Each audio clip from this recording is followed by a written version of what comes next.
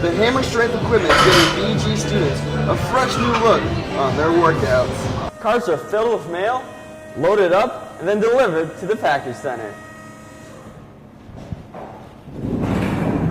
This lobby may look empty now, but on Tuesday nights, Samantha has this place in full swing. Coyote Beads and Jewelry is more than just a pretty shop. It's a lifelong dream of Gail Walterbach.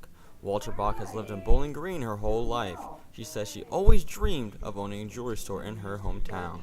Walterbach says she enjoys the feeling her customers get from making jewelry in her store. It's almost therapeutic for someone to come in and create something and walk out the door wearing it, and they feel like they have a sense of accomplishment and get a chance to unwind and do something that's not so stressful.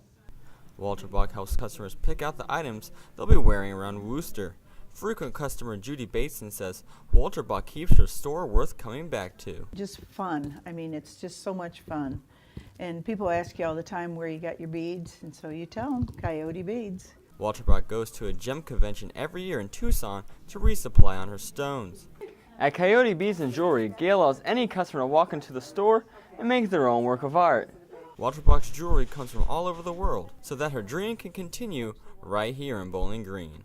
Terry Lash reporting. The Falcon Swing Society is led by Samantha Kuzmic and Eva Sullivan.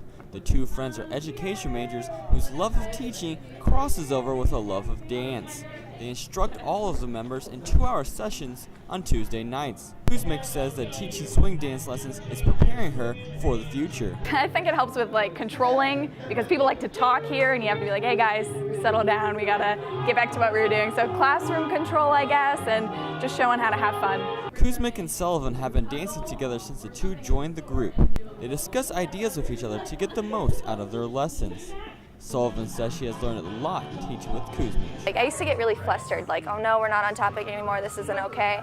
But that's not how you're supposed to roll as a teacher. You're supposed to just roll with the punches. Whenever one of the two is teaching, the other is sure to be watching. Every Tuesday night, Samantha and Eva have their dance lessons in the swing of things. Whether inside or outside, the Falcon Swing Society is going to have a good time.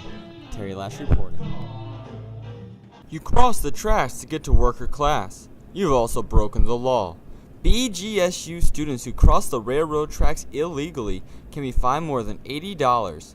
Students often park in lots right next to the railroad tracks.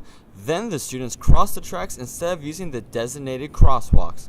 Junior Brian O'Donnell says he knew about the fine and would understand if he was ticketed. I knew the risk, so it's my fault, so I wouldn't really blame the cop for it. Multiple warning signs are posted by the tracks, but BGPD officer Tony Hetrick says more awareness is needed for student safety. We've had numerous pedestrian fatals where they've been struck by trains when they've been on the tracks or crossing where they shouldn't be. Walking across the tracks is considered trespassing onto railroad property, which is why it's illegal. Students who ignore the signs will pay the fines. Crossing the tracks has become a part of many students' morning routine. It's unknown how many of them realize that there could be consequences for their actions. Terry Lash reporting.